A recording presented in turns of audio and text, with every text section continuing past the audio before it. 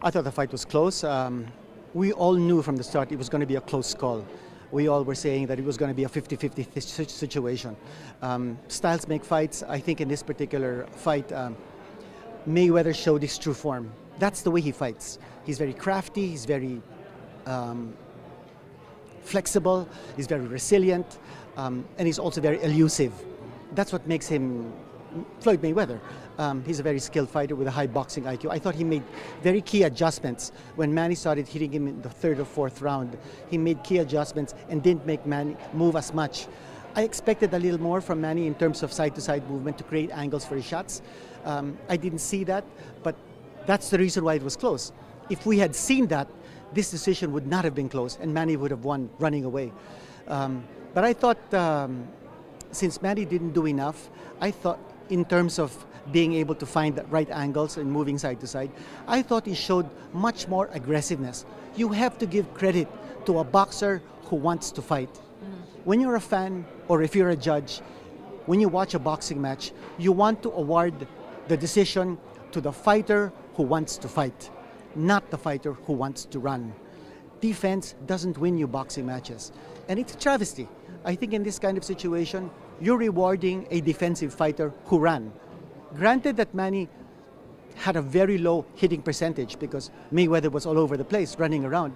You have to give him credit for trying to make a fight out of it. That's what boxing is all about. You want to be able to make a fight of it. You don't want to run. Still, I thought Manny could have done a lot more in this fight. I still gave it to Manny because of his aggressiveness and because of the fact that Mayweather was just laying back and moving around. You don't win boxing matches that way. So you don't agree with the decision? I do not agree with the decision.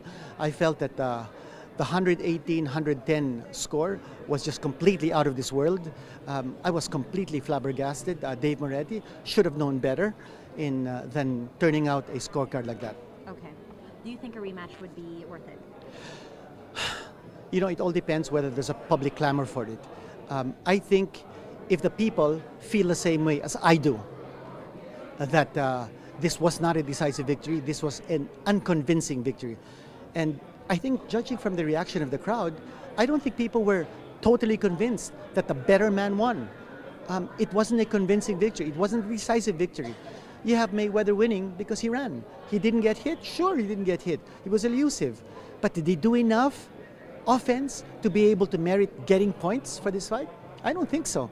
Even if the CompuBox numbers show that he landed more You know, punches? I'd like to see the breakdown of the CompuBox stats. That's an accumulation of punches, okay? The CompuBox stats give you totals. In boxing, you don't do it like amateur boxing.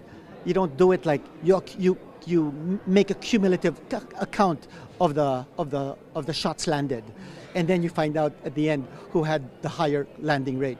In boxing, you judge it by the round. So in other words, if one round you're able to outpunch another guy by 10, okay, and then in another round the other guy outpunches you by 1, but he wins the round, it's even.